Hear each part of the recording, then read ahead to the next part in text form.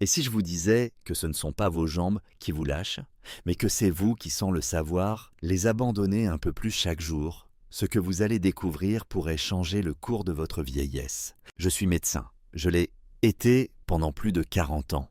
Aujourd'hui, à la retraite, je n'ai plus de blouse blanche, plus de cabinet, plus de patients en file dans la salle d'attente. Et pourtant, au fond de moi, je suis toujours médecin. Parce qu'on ne cesse jamais vraiment de l'être. Il y a quelque chose que la médecine ne m'a jamais appris dans les livres, mais que j'ai découvert en silence, dans les couloirs d'hôpital, dans les regards de mes patients âgés, et surtout, dans mon propre corps qui vieillit. Je vais vous raconter quelque chose de personnel, quelque chose que je n'ai jamais osé dire, même à mes confrères. C'était un matin d'hiver, il faisait froid, le sol était humide, comme souvent à Lyon. Je descendais les escaliers de mon immeuble pour aller chercher le pain. 2 étages seulement. Et pourtant, au milieu du palier, mes jambes ont faibli, comme si elles avaient soudainement oublié leur rôle. J'ai dû m'asseoir sur une marche, la respiration courte, les cuisses en feu. Ce n'était pas une chute, mais c'était pire. C'était la prise de conscience. Moi, le médecin, je venais de réaliser que j'étais devenu fragile. Ce jour-là, je me suis souvenu de tous ces patients qui m'avaient dit « Docteur, je ne comprends pas. Avant, je marchais des kilomètres et maintenant, je dois m'asseoir tous les 10 pas. » Je me souvenais des dossiers médicaux, des analyses, des prescriptions de kiné, mais j'avais oublié l'essentiel. Ce que cela faisait, dans son corps, dans son âme, de sentir ses jambes nous trahir. On croit que vieillir, c'est une lente descente, une fatalité biologique. Mais c'est faux, la vérité est plus brutale. C'est une série de renoncements, petits, invisibles, insidieux. On ne va plus au parc, parce que c'est loin. On évite les escaliers parce que ça tire un peu dans le genou. On arrête la danse parce que le sol est glissant. Jusqu'au jour où l'on réalise qu'on a cessé de marcher. Pas à cause de l'âge, mais à cause de l'oubli. L'oubli que nos jambes ne sont pas éternelles et qu'elles ne nous appartiennent que si l'on en prend soin. Ce que je vais partager avec vous dans cette série de vidéos, ce ne sont pas des remèdes miracles. Je n'ai rien à vendre. Je ne vous promets pas de courir un marathon à 90 ans. Ce que je vous propose, c'est plus humble, mais infiniment plus précieux. Reconquérir vos jambes. Pas seulement leur force, mais leur présence, leur fiabilité, leur promesse de liberté. Car oui, dans chaque jambe fatiguée, il y a un passé glorieux. Des danses de jeunesse, des balades à la campagne, des kilomètres parcourus sur les pavés de Paris ou les sentiers de Bretagne. Et ce passé peut redevenir présent, à condition d'écouter ce que votre corps réclame. Vous allez découvrir avec moi les 7 piliers invisibles qui soutiennent les jambes fortes, stables et réactives.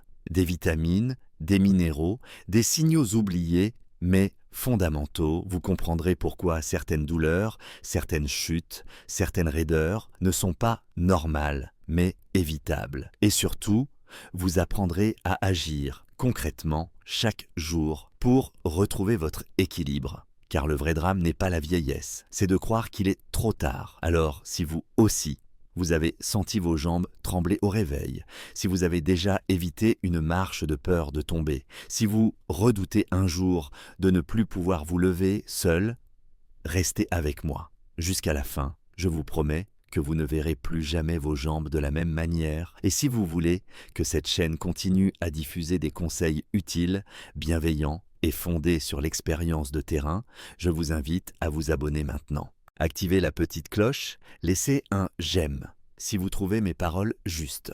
Cela m'aide énormément à poursuivre ce travail de transmission. Et surtout, à vous accompagner, vous, pas à pas. Maintenant, une petite question de réflexion. Selon vous, qu'est-ce qui provoque le plus souvent la perte d'équilibre chez les personnes âgées? A. Une faiblesse musculaire due à un manque de nutriments essentiels. B. Une simple conséquence inévitable du vieillissement. Écrivez votre réponse dans les commentaires ci-dessous, A ou B.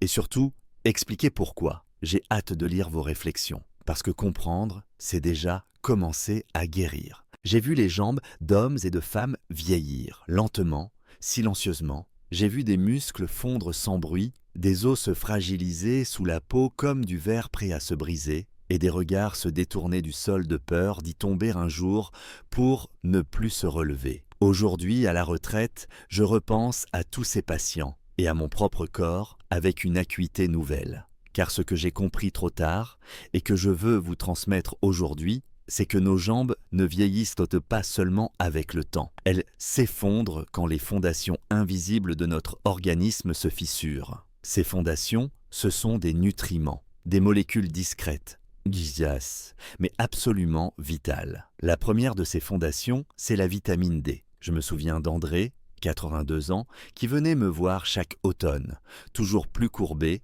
toujours plus fatiguée. Elle n'avait jamais mal nulle part en particulier, mais elle me disait « Docteur, je me sens molle, comme si mes jambes étaient en coton ». Elle ne savait pas que ce qu'elle vivait était l'expression silencieuse d'une carence en vitamine D. Ce nutriment, autrefois abondant grâce à nos longues balades en plein air, disparaît peu à peu chez les personnes âgées. Pourquoi ?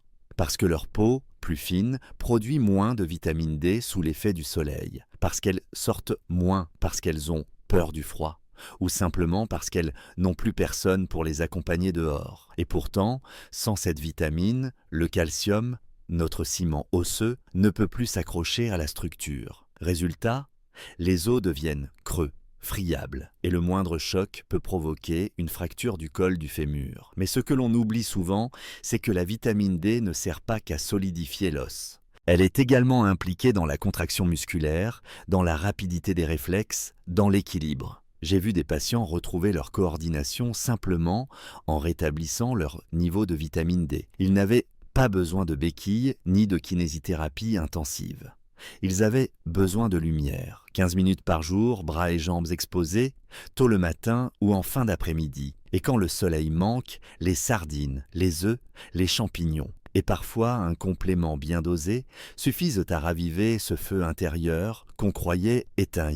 Mais la vitamine D, aussi précieuse soit-elle, n'est rien sans son allié principal, le calcium. Car on peut avoir toute la lumière du monde, sans les briques, aucun mur ne tient. Le calcium est cette brique. Il construit, répare, renforce.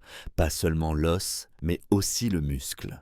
Chaque contraction musculaire, chaque montée d'escalier, chaque pas sur un trottoir irrégulier nécessite une libération fine de calcium au sein même de vos fibres musculaires. Et lorsque le calcium manque, la douleur s'installe. Les crampes apparaissent. Le simple fait de se lever d'une chaise devient un défi. Ce que j'explique toujours à mes anciens patients, et que j'ai fini par appliquer à moi-même, c'est que le calcium ne se trouve pas uniquement dans le lait. C'est une idée reçue, trop souvent répétée. Il est partout dans la nature, dans les amandes, les légumes à feuilles vertes comme le chou frisé, ou le brocoli, dans les sardines en boîte, même dans certaines eaux minérales riches. Mais ce qui compte le plus, ce n'est pas seulement la quantité, c'est la régularité. Manger une fois un yaourt riche en calcium ne suffit pas. Le calcium, pour être efficace, doit être apporté au quotidien, en petites touches, comme un soin que l'on applique chaque jour à sa charpente intérieure. Et pourtant, même avec un bon apport de calcium, tout peut s'effondrer si l'on oublie le troisième pilier, le plus silencieux de tous, la vitamine K. Cette vitamine agit dans l'ombre. Elle ne donne pas d'énergie, elle ne se sent pas. Mais sans elle, le calcium ne sait pas où aller. Il se dépose dans les artères, les tendons, les articulations, provoquant raideur, douleur chronique, parfois même hypertension. Je me souviens d'un ancien collègue, Louis, ancien chirurgien, qui souffrait de douleurs au genou qu'aucun traitement ne calmait. Ce n'est qu'en revoyant ses analyses que j'ai remarqué une carence en vitamine K. Il s'alimentait mal, peu de légumes verts, pas de produits fermentés, en réintroduisant les épinards, les choux et un peu de fromage affiné, ses douleurs ont diminué. Ce n'était pas un miracle. C'était simplement un réalignement du corps. Je vous le dis en toute humilité. Nous avons tendance à négliger ces éléments parce qu'ils ne font pas de bruit. Ils ne provoquent pas de fièvre, ni de saignement, ni de douleur aiguë, mais leur absence creuse, ronge, désorganise. Et soudain, un jour, le sol semble plus proche, les escaliers plus hauts, le trottoir plus risqué. Ces trois éléments, la vitamine D, le calcium et la vitamine K, ne sont pas des options. Ce sont les fondations de vos jambes. Sans elles, tout l'édifice tremble. Et il ne suffit pas d'attendre que les douleurs deviennent insupportables. Il faut prévenir, corriger, nourrir. Je vous invite à regarder votre assiette comme une trousse de secours. à prendre le soleil non pas comme un luxe, mais comme un médicament gratuit, à considérer chaque feuille de chou comme un cadeau pour vos os. Parce qu'au fond, ce que je veux vous transmettre aujourd'hui, ce n'est pas une leçon de nutrition, c'est un rappel de votre pouvoir. Vous n'êtes pas condamné à la fragilité. Vous avez en vous les moyens de reconstruire vos fondations, de marcher avec assurance, de vous relever avec dignité. Et cela commence à l'intérieur. Je l'ai été toute ma vie. Mais ce n'est qu'en vieillissant moi-même que j'ai vraiment compris ce que signifie perdre peu à peu le contrôle de ses jambes. Je ne parle pas simplement de muscles fatigués ou d'articulations douloureuses, je parle de cette sensation étrange, presque inquiétante, de ne plus être parfaitement relié à son propre corps. Un pied qui ne se lève pas assez, une jambe qui hésite à poser son poids, un déséquilibre furtif mais persistant qui vous fait douter de chaque pas. Et tout cela ne vient pas uniquement de l'usure ou de l'âge. Non, très souvent ce sont vos nerfs qui se taisent. Je me souviens d'un patient, Henri, 76 ans, un homme droit, précis, ancien professeur de mathématiques. Il venait me consulter, non pas pour une douleur, mais pour une gêne qu'il n'arrivait pas à nommer. « Je me sens imprécis, docteur, comme si mes jambes réagissaient avec un temps de retard. » Ce qu'Henri vivait, c'était un trouble de la conduction nerveuse. Au cœur de ce trouble, une carence que je rencontre bien trop souvent chez les personnes âgées. Le manque de vitamine B12. La vitamine B12 est un carburant silencieux pour le système nerveux. Elle permet aux signaux électriques de circuler du cerveau jusqu'aux pieds avec fluidité, netteté. Quand elle manque, ce n'est pas seulement une question d'énergie ou de concentration. C'est tout votre système de communication interne qui se brouille. Vous commencez à ressentir des fourmillements dans les jambes, une impression de jambes lourdes, parfois même une perte de sensation. Et puis, un jour, vous trébuchez, pas à cause d'un obstacle, mais parce que vos nerfs ont mal transmis l'ordre de lever le pied. Chez les personnes âgées, cette carence est fréquente pour une raison simple. L'absorption de la B12 dépend de l'acidité gastrique et d'un facteur digestif appelé facteur intrinsèque. Or, avec l'âge, l'estomac produit moins d'acide. Et si en plus vous prenez depuis des années des antiacides ou des inhibiteurs de pompe à protons pour des reflux, l'absorption chute dramatiquement. Le corps s'épuise, mais en silence. Ce qui me révolte, c'est que cette carence est souvent ignorée. On met la lenteur sur le compte de l'âge, les troubles de l'équilibre sur l'arthrose, les chutes sur la fatigue, alors qu'une simple prise de sang permettrait d'identifier le problème, et qu'une supplémentation adaptée, en comprimé ou parfois en injection, pourrait suffire à redonner de la précision au geste, de la fermeté au pas. Mais la B12 n'est pas seule dans ce rôle essentiel. Il y a aussi une autre vitamine, tout aussi discrète et pourtant capitale. La vitamine B6. J'ai souvent eu affaire à des patients qui, après une simple promenade, ressentaient une fatigue anormale dans les jambes, des muscles endoloris, lents à récupérer, des crampes inexpliquées et toujours cette impression d'avoir vieilli brutalement. La vérité, c'est que leurs muscles ne souffraient pas seulement d'efforts, mais d'une inflammation chronique et d'un manque d'oxygénation que la vitamine B6 aurait pu éviter. Cette vitamine joue un rôle clé dans la synthèse des globules rouges, ces petits transporteurs d'oxygène vers les tissus. Moins de B6, c'est moins d'oxygène dans les muscles, et donc une baisse rapide de l'endurance. Mais elle agit aussi sur les voies nerveuses, en facilitant la transmission des influx, en réduisant les tensions inflammatoires qui minent les articulations. Je pense à Madeleine, une patiente de 70 ans, qui s'est mise à souffrir de raideur chronique après ses marches quotidiennes. On a découvert une carence modérée en B6 en quelques semaines après l'introduction de poissons gras, de légumineuses et de céréales enrichies dans son alimentation. Sa mobilité s'est nettement améliorée. Elle ne marchait pas plus vite, non, mais elle marchait avec confiance. Ce qu'il faut bien comprendre, c'est que vos jambes ne sont pas de simples colonnes musculaires. Elles sont la scène d'une chorégraphie millimétrée entre vos nerfs et vos muscles. Et dans cette danse, la moindre interférence peut provoquer le chaos. Un signal nerveux ralenti, un muscle mal oxygéné, et l'on devient vulnérable. Chaque marche devient une menace. Chaque trottoir, un défi. Et c'est là que le cercle vicieux commence. On évite de marcher, on perd du muscle, on devient plus instable, on tombe. Mais ce cercle, on peut le briser, en restaurant le dialogue entre les nerfs et les muscles, en nourrissant le système nerveux avec les bonnes vitamines, en osant demander un bilan B12, en intégrant à son alimentation des sources naturelles de B6, le poulet, le thon, les bananes, les pommes de terre, les pois chiches, en adaptant, si nécessaire, une complémentation sous contrôle médical. J'aimerais pouvoir dire que ces solutions sont nouvelles, révolutionnaires. Mais non, elles sont anciennes, elles sont simples, elles sont à portée de main. Ce qui manque, ce n'est pas la science, c'est l'attention, l'écoute, la volonté de voir au-delà du symptôme, de chercher la cause. En tant que médecin aujourd'hui, retraité mais plus que jamais concerné, je vous le dis avec sincérité, vos jambes méritent mieux que la résignation. Elles méritent qu'on comprenne leur langage, qu'on soutienne leur fonctionnement. Et cela passe par ces petites molécules, invisibles mais puissantes, qui permettent à chaque pas d'être un acte de confiance. Parce que marcher sans peur, c'est marcher vers la liberté.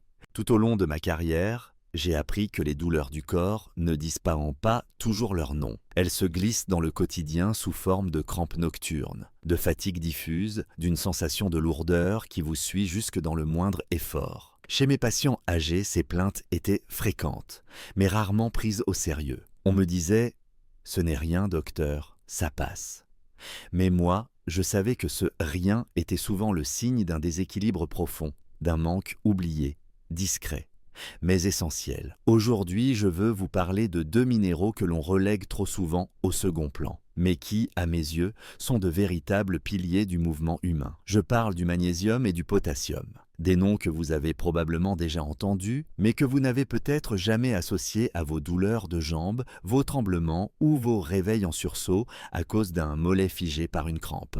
Le magnésium est ce que j'appelle un régulateur silencieux. Il ne vous donne pas un coup de fouet comme la caféine. Il ne bâtit pas de muscles comme les protéines. Mais il harmonise tout ce qui se passe dans vos fibres musculaires. À chaque contraction, chaque relâchement, c'est lui qui orchestre l'équilibre. Lorsqu'il vient à manquer, vos muscles deviennent tendus, réactifs, incontrôlables. Et la nuit, quand le corps relâche enfin ses tensions, cette absence devient une douleur, une crampe soudaine, violente, qui vous arrache du sommeil comme une gifle. Je me souviens de Lucette, une ancienne danseuse de salon à la retraite. Elle avait toujours eu des jambes vives, un pas léger. Et puis un jour, elle est venue me voir, fatiguée, tendue, irritable. Elle ne comprenait pas ce qui lui arrivait. Elle disait « Mes jambes sont raides, docteur, même après le repos ». Après quelques questions, j'ai compris. Elle prenait depuis plusieurs années des diurétiques pour sa tension.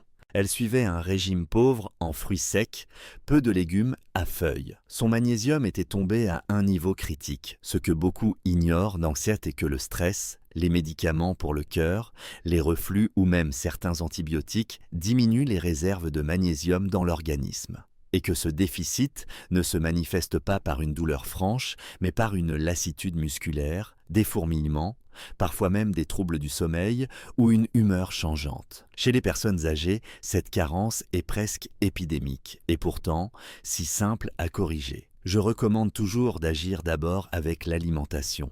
Les amandes, les épinards, les haricots noirs, l'avocat, le chocolat noir de bonne qualité.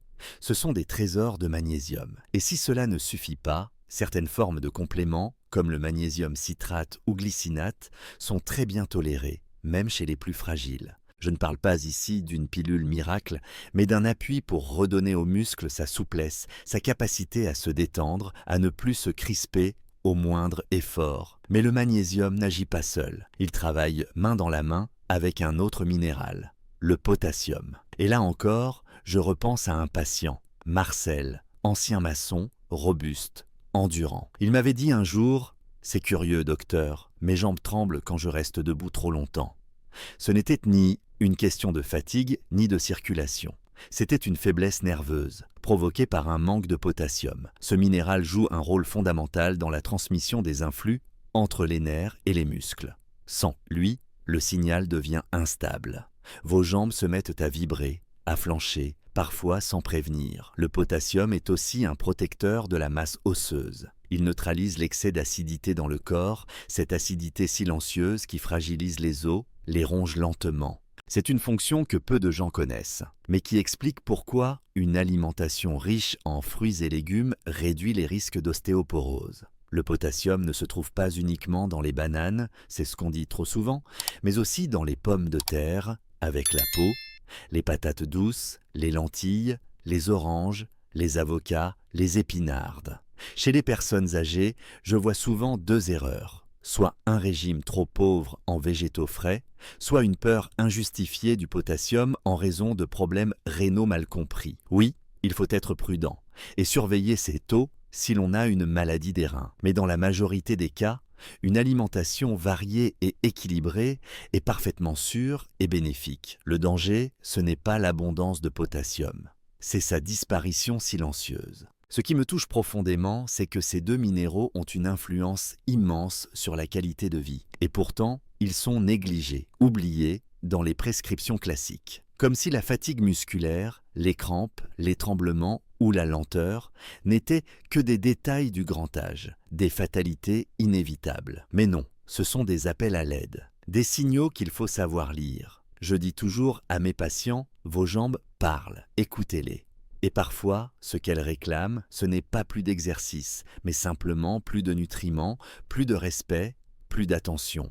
Restaurer les niveaux de magnésium et de potassium, c'est comme remettre de l'huile dans un engrenage rouillé. Ce n'est pas spectaculaire, mais cela change tout. Le mouvement redevient fluide, le pas plus stable, l'effort plus soutenable. En tant que médecin à la retraite, je n'ai plus d'ordonnances à distribuer. Mais j'ai encore des conseils à donner, des vérités à rappeler. Et celle-ci est essentielle. Si vos jambes vous trahissent, ce n'est pas toujours parce qu'elles sont vieilles. C'est peut-être simplement parce qu'elles sont affamées. Offrez-leur ce dont elles ont besoin.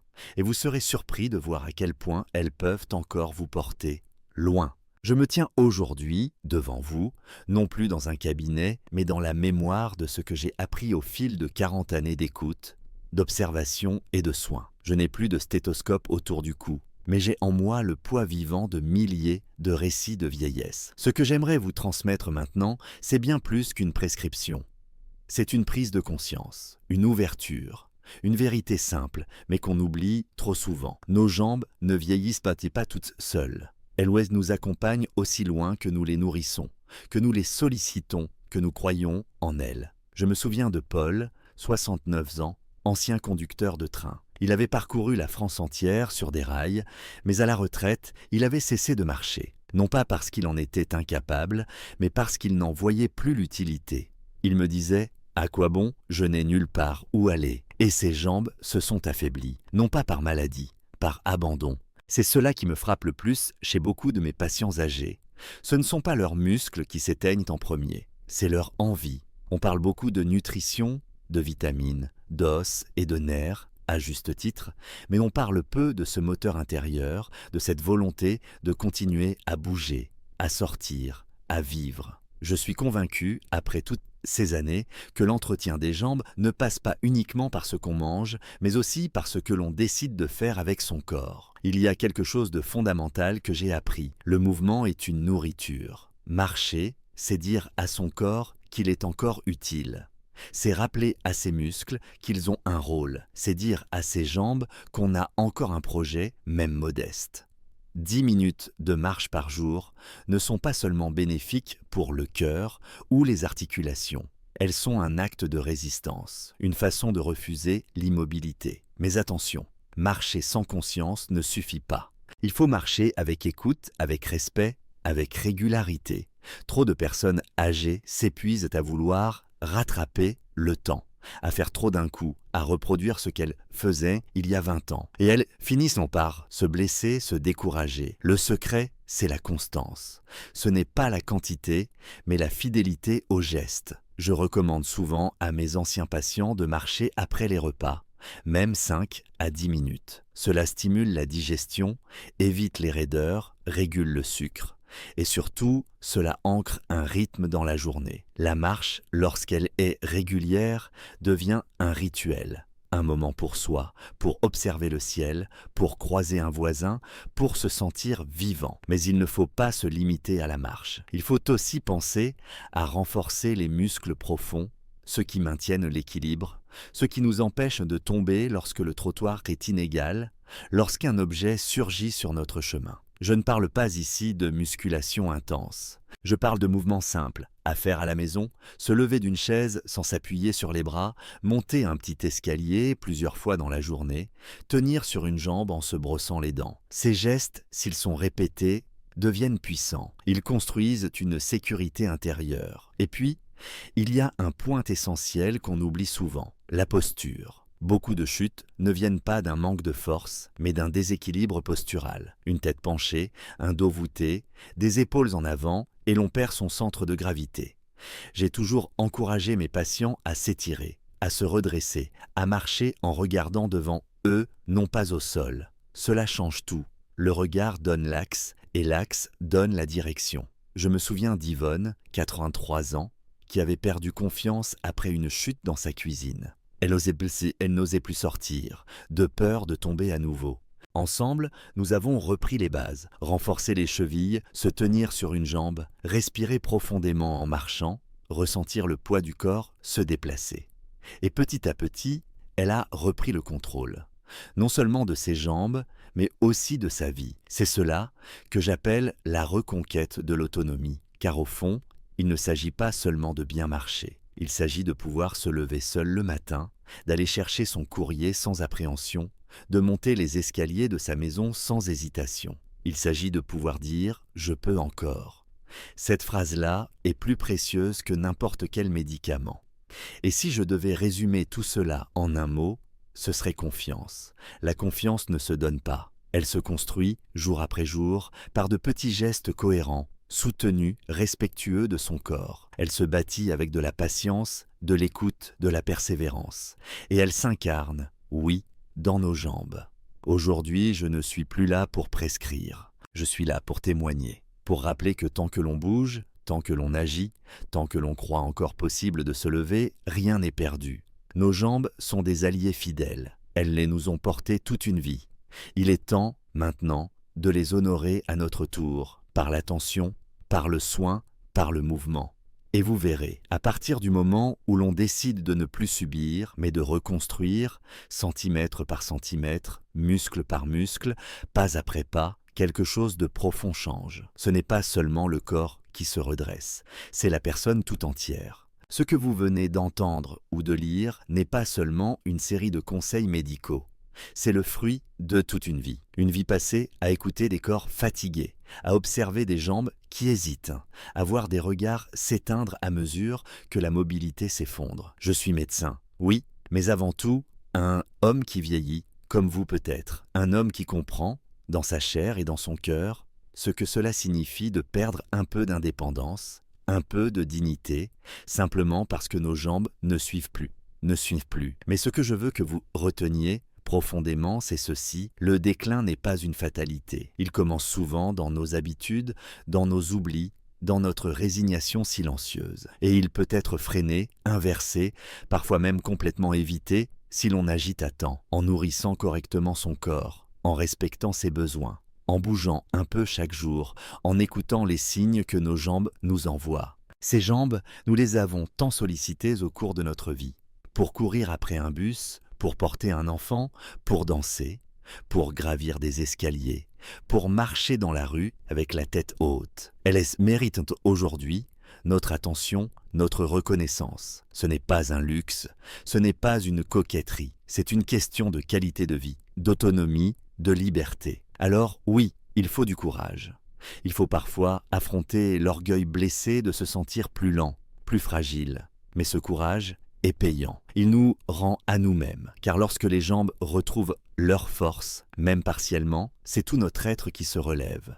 La posture, la respiration, l'envie de sortir, de participer, de continuer à vivre pleinement. Et cela commence par de petites choses. Une promenade dans le quartier, un bol d'épinards de plus dans l'assiette, une cure de vitamine D après un hiver sans soleil, une discussion avec son médecin sur un éventuel déficit en B12.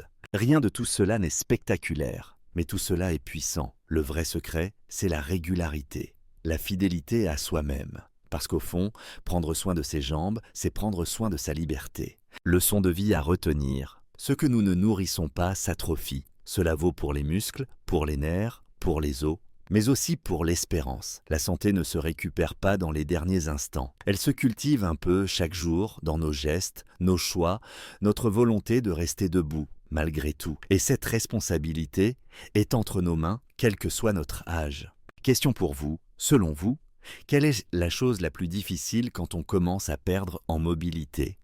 A. La douleur physique. B. La peur de tomber et de dépendre des autres. Indiquez votre réponse dans les commentaires. A ou B. Votre témoignage peut aider d'autres personnes à mieux comprendre ce qu'elles vivent. Merci de partager votre avis. Et si ce contenu vous a touché, éclairé ou simplement apporté un peu de clarté, je vous invite sincèrement à vous abonner à la chaîne, à activer la cloche pour ne rien manquer. Et si vous le pouvez, à faire un petit don pour soutenir ce travail. Même quelques euros peuvent faire une grande différence. Je ne suis plus jeune, mais tant que je peux encore transmettre, tant que mes mains peuvent taper sur un clavier et que ma voix peut porter des messages utiles, je continuerai. Votre soutien, moral ou financier, est ce qui me donne la force de continuer à partager ces connaissances avec vous et avec ceux qui en ont le plus besoin. Merci de m'avoir écouté. Prenez soin de vous. Prenez soin de vos jambes et surtout, ne renoncez jamais à votre liberté.